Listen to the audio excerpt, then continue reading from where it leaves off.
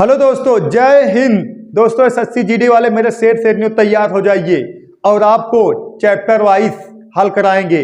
Percentage पढ़ा चुके हैं, प्रॉफिट लॉस का क्लास हो गया है पहला, आज क्लास दूसरा है।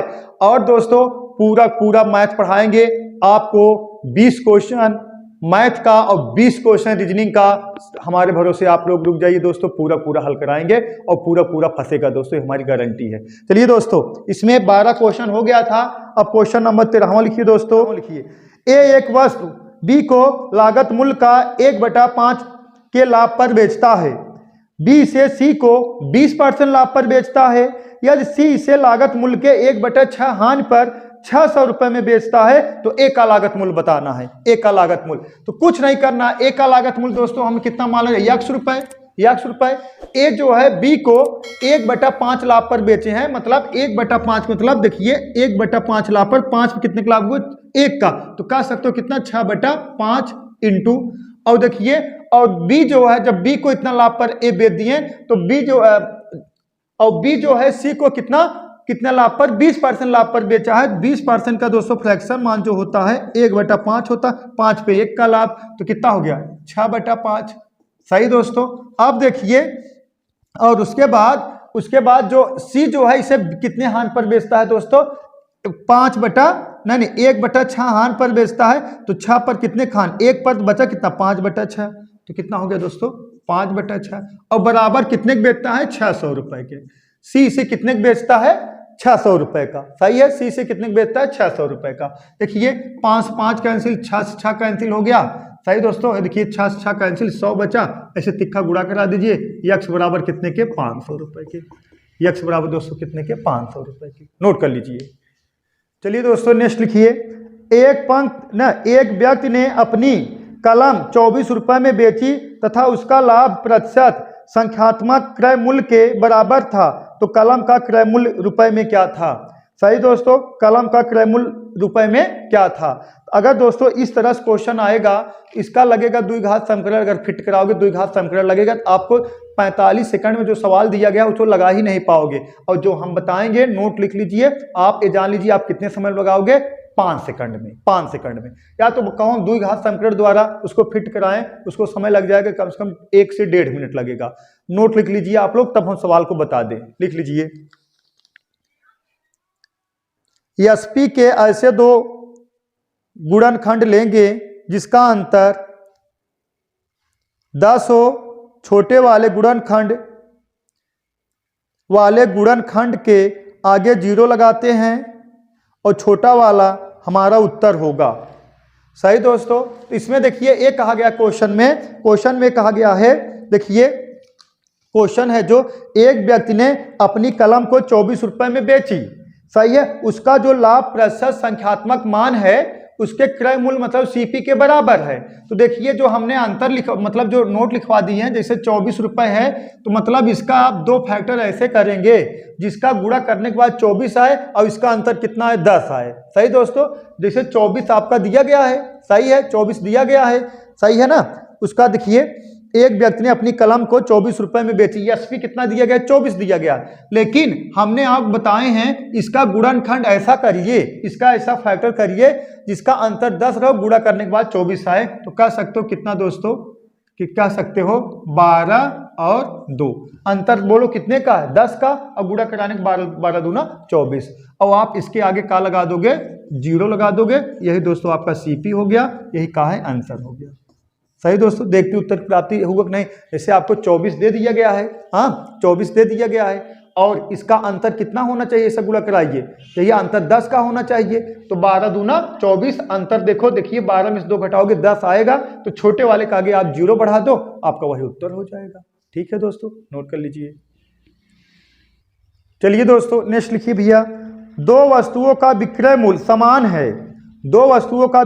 समान है, एक पर 10% का लाभ तथा दूसरे पर 10% की हानि होती है, तो कुल हानि या लाभ प्रतिशत क्या होगा। तो कुल हानि या लाभ प्रतिशत क्या होगा, जब दोस्तों उतने % का लाभ हो और उतने ही % का हानि हो, तो इस स्थिति में हमेशा उतने ही % का हानि होता है। जैसे कह दिया जाए, देखिए इसका हो जाएगा x² बटा 100% का हमेशा आपको हानि होगा।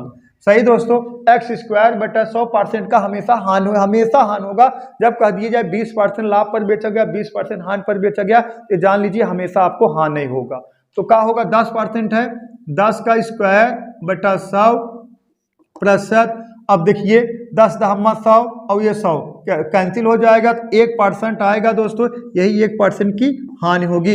इस स्थिति में जब उतने ही परसेंट का लाभ होगा उतने परसेंट का हानि होगा, उस कंडीशन में हमें मतलब जो आप बेचोगे जो भी वस्तु, हमेशा आपको हानि होगा। सही दोस्तों, हमेशा हानि ही होगा। तो इसका फार्मूला होता है x² बटा 100% की हमेशा क्या होगा, हानि होगा। नोट करिए फटाफट, ये सब देखते ही उत्तर की प्राप्ति करना है आपको। चलिए दोस्तों, नेक्स्ट क्वेश्चन लिखिए। किसी व्यक्ति ने 2 वस्तु खरीदी जिनमें से प्रत्येक की कीमत 2650 रुपये थी। उनमें से एक वस्तु 10% लाभ पर तथा दूसरी वस्तु 5% लाभ, एक वस्तु को 10% लाभ पर तथा दूसरी वस्तु को 5% लाभ पर बेच दिया। उसने कुल कितने प्रतिशत का लाभ कमाया? तो उसने कुल कितने % का लाभ कमाया? तो इस स्थिति में अगर ऐसा सवाल पूछे दोस्तों, तो देखिए कुल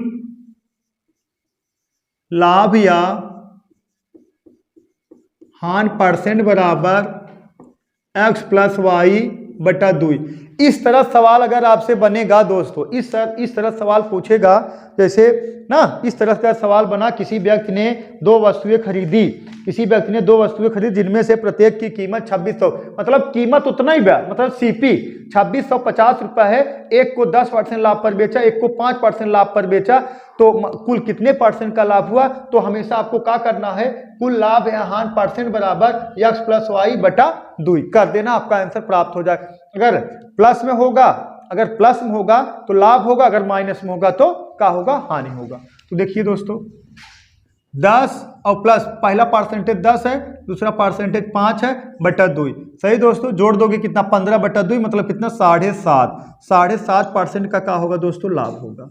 सही है। और जब एक कब के लिए है, जब उतने मतलब जब CP बराबर रहेगा तब। देखिए 2 वस्तु है, 2650 रुपये का आप खरीद लाए हो, मतलब खरीदे हो, 2650 रुपये CP है उसका, एक को 10% लाभ पर बेच दियो, एक को 5% लाभ पर बेच दियो। CP बराबर है, तब की स्थिति में आपको सवाल डायरेक्ट लगाना है, तो x + y बटा 2। तो जो आप SSC GD में दोस्तों, अगर कंपटीशन आप SSC GD की तैयारी कर रहे हो, SSC GD का अगर सवाल लगाना है तो आपको ऐसे फैक्ट मतलब जानना पड़ेगा। अब देखिए, अब या 2650 का 10% निकालो, फिर 2650 का कितना निकालो, 5% निकालो, फिर जोड़ो, फिर जो आएगा लाभ उतना गुणे 100 बटा 2650, 2 बार निकाल, 2650 दूना 2650, फिर 2650 जोड़ोगे। उससे अच्छा कहा है आपको डायरेक्ट विधि, शॉर्ट विधि जानिए, तभी तो कर रहे हैं ना, 30 सेकंड की बात किए लगाने के लिए। आप इसको देखते उत्तर की प्राप्ति, और यही कहा गया ना, CP बराबर है 2650। जब CP बराबर है, कुछ नहीं करना, परसेंटेज जोड़ के 2 भाग दे दीजिए, 10% 5% जोड़ दीजिए, 15% बटा 2 कितना, 7.5% का लाभ होगा। ठीक है दोस्तों, नोट कर लीजिए। नेक्स्ट क्वेश्चन लिखिए भैया। नेक्स्ट, 2 कलम 20 रुपये प्रति कलम की दर से खरीदी गई। दुकानदार पहले को 25% लाभ पर तथा दूसरे को 25% हानि पर बेच दिया, तो पूरे लेन देन में लाभ अथवा हानि होगा। तो देखिए, आप एक को 25% लाभ पर, एक को 25% हानि पर, तो देखिए एक को 25% लाभ पर माइनस एक को 25% हानि पर और बटा 2। सही दोस्तों, 25 में से 25 घट जाएगा, बचा कितना, 0 भाग दोगे 0 आएगा, मतलब 0% का लाभ या हानि होगा। कितना, 0% का लाभ या हानि होगा। सही दोस्तों, ना समझ में आए? एक बार देखिए, हम इसको लिख समझा दें। जैसे आप कोई वस्तु 20 रुपए खरीदे हो, एक को 25% लाभ पर बेच दिए, एक को 25% हानि पर बेच दिए, तो 0% का लाभ या हानि हुआ। कैसे पता चला? देखिए ऐसे लगाना, 25% लाभ माइनस 25% हानि बटा 2। अब इसको जोड़ दोगे, 25 कितना, 25 में से 25 घटेगा, आएगा 0 बटा 2 मतलब 0% का लाभ या हानि। ना समझ में? देख, 20 रुपए है, आप 25% लाभ पर बेचोगे, 25% लाभ पर बेचोगे तो 125 और बटा कितना, 100। 20 का नम 20, 20 पंजे 100, 25 पंजे 125, 25 पंजे 125। सही है। और देखिए 20 रुपए है, एक को कितना, 25% हानि पर कितने, 75 बटा 100। सही है। अब देखिए 20 का नम 20, 20 पचे 20 पंजे 100, इसको कटा दो, कितना आ गया 15 रुपया। अब देखिए 20 रुपये का वस्तु था, एक 5 रुपया अधिक में बेच रहे हो, एक 5 रुपया कम में बेच रहे हो, तो क्या आपका लाभ हान होगा? 0 रुपये हो गया। सही है। जैसे 2 कलम है, एक को आप 25 रुपये के बेच दिए, एक को आप 15 रुपये के बेच दिए, तो आपका कुछ लाभ हान होगा? कुछ नहीं होगा। इधर 5 रुपये कमाए तो इधर 5 रुपये घाटा होगा, तो बराबर हो गया। सही है। देखते उत्तर की प्राप्ति दोस्तों, नोट करिए फटाफट। चलिए दोस्तों नेक्स्ट लिखिए भैया। एक व्यक्ति ने एक घोड़ा, एक गाड़ी 20,000 रुपये में खरीदा। बाद में उसने घोड़े को 20% लाभ पर तथा गाड़ी को 10% हानि पर बेच दिया। इस प्रकार उसे कुल सौदे में 2% का लाभ हो रहा है। घोड़े का क्रय मूल्य बताइए। घोड़े का क्रय मूल्य बताना है दोस्तों। देखिए घोड़ा, एलिगेशन नियम लगाएंगे, एलिगेशन नियम, घोड़ा गाड़ी, घोड़े को 20% लाभ पर और गाड़ी को 10% हानि पर, और दोनों पर 2% का क्या हुआ दोस्तों? लाभ हुआ है ना। सही है। देखिए जब जब एलिगेशन नियम लगेगा तब अगर ये देखिए ये प्लस में है, ये माइनस में है, मतलब ये जो रहेगा हमेशा मध्य में रहेगा। जैसे ये 20 है, ये 10 है, ये 2 का है भी ना है, पता है ये -10 है और ये 2 है। जैसे एग्जाम्पल तो जैसे ये 20 रहेगा, ये 30 रहेगा, तो हमेशा 25 रहेगा। जो बीच में रहेगा हमेशा जो है जो उसका मिश्रण है, जो मध्य में रहेगा वो हमेशा मध्य में रहेगा, मतलब बीच वाला अंक रहेगा, चाहे जो भी। अब देखिए ये प्लस 20% है और -10% हानि है, ये 2% का दोनों पर लाभ हुआ है। तो देखिए ए प्लस में है, ए माइनस, ए हमेशा 2% मध्य में नहीं है। अब एलिगेशन नियम मतलब बड़े में छोटे घटा दीजिए बालक। सही है। एलिगेशन नियम मिश्रण पढ़ाएंगे तो वहाँ बहुत डिटेल्स बता देंगे, यहाँ सीख लीजिए आप लोग, क्योंकि एसएससी जीडी देना है ना। अब का बेसिक्स लगाने जाओगे, का बेसिक लगाओगे, 10 मिनट लगाओगे, ये तो देखते उत्तर की प्राप्ति है आपको। सही है। अब 20 में से 2 घटे कितना आ गया? 18 आ गया। सही है। अब देखिए इसको देखिए 2 में से -10 घटाओगे। सही है बालक। 2 में से -10 घटाओगे तो माइनस गुणे माइनस प्लस हो जाए, कितना आ गया दोस्तों? 12 आ गया। सही। अब कटाओगे इसको, 6 दूना 12, 6 त्रिक 18, मतलब 2 संबंध है 3। सही है। अब घोड़ा जो रेशियो देखा, जो इधर आएगा ये घोड़ा का रेशियो आएगा, तो इधर आएगा गाड़ी का रेशियो आया। मतलब अगर घोड़ा 2 रुपए में, घोड़ा का प्राइस मतलब घोड़ा का क्रय मूल्य अगर 2 रुपए होगा तो गाड़ी का क्रय मूल्य कितना हो जाएगा? 3 रुपए हो जाएगा। तो मतलब दोनों मिला कितने खरीदे थे? 20,000 के। तो मतलब कह सकते हो 3 2 5, 3 2 5 यूनिट बराबर दोस्तों कितने के? 20,000 के। तो 1 यूनिट बराबर कितने के? 1 यूनिट बराबर कितने? 4,000 के। सही दोस्तों। तो अगर घोड़ा पूछा गया 2 यूनिट बराबर कितने के दोस्तों? 2 गुणे 4,000, 2 गुणे 4,000 कर दोगे 8,000। सही दोस्तों। सही है। घोड़ा का प्राइस कितना हो गया? 8,000। अगर गाड़ी पूछता तो 3 का गुणा करा दे कितना आ जाता? 12,000 आ जाता। सही है दोस्तों। अब यूनिट मेथड आपको डायरेक्ट लगाना है एसएससी जीडी में, 30 सेकंड 25 सेकंड वैसे सवाल लगा के फनफना के आगे बढ़ना है। सही दोस्तों, नोट कर लीजिए। चलिए दोस्तों नेक्स्ट क्वेश्चन लिखिए। चंपक लाल ने 2 वस्तु ए तथा बी 6,000 रुपये में खरीदा। उसने ए को 25% लाभ तथा बी को 15% हानि पर बेच देता है। इस प्रकार उसे अपनी लागत पर 5% की हानि हुई, तो बी का क्रय मूल्य क्या होगा? सही दोस्तों। ए और बी, ए और बी 2 वस्तु थे। ए को 25% लाभ लिख सकते हो, कितना? 125। यहाँ 25% लिख सकते हैं, लेकिन हम 125 लिख दें, मतलब कई तरीका बता देना, घबराने वाली बात नहीं। 25% लाभ 125 और बी को 15% हानि, मतलब कितना? 85। और दोनों पर कितना हानि हुआ था? 5%। इसको लिख सकते हो कितना? 95। अब डिफरेंट निकालिए दोस्तों। डिफरेंट, इसका डिफरेंट कितना आएगा? 30। इसका डिफरेंट कितना आएगा? 10। सही है। 0 0 कैंसिल होगा, 1 संबंधित 3। सही है। अगर इसका 1 यूनिट, अगर ए जो ए को वस्तु मतलब ए का अगर क्रय मूल्य 1 रुपये होगा तो बी का क्रय मूल्य कितना होगा? 3 रुपये होगा। सही दोस्तों। तो 3 कितना? 1 और 3 कितना आ गया? 4। 4 यूनिट बराबर कितने के? 6,000 के। तो 1 यूनिट बराबर कितने के? 1500 के। तो किसका सीपी पूछा गया है? बी का ना। कितना है बी का? रेशियो 3 है। तो 3 यूनिट बराबर कितने के? 3 गुणे 1500 कर दोगे दोस्तों, कितना गया? 4500 रुपये। 4500 रुपये। ये जान लीजिए दोस्तों, एसएससी जीडी में इससे बाहर कुछ पूछने वाला नहीं है। ये हमारी गारंटी है। आपको 20 नंबर मैथ, 20 नंबर रीजनिंग तैयार करने की हमारी गारंटी है दोस्तों। नोट करिए फटाफट और लगाइए तत्काल। चलिए दोस्तों नेक्स्ट लिखिए।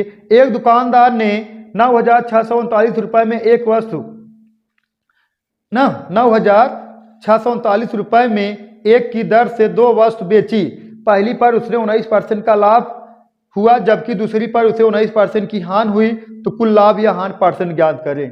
कुल लाभ या हानि परसेंट ज्ञात करें। अब बताया है जब उतने परसेंट का लाभ हो और उतने ही परसेंट का हानि हो, तो इस कंडीशन में हमेशा हानि होता है। कैसे लगाना है, x² बटा 100% के हमेशा कितना हो दोस्तों, हानि होगा।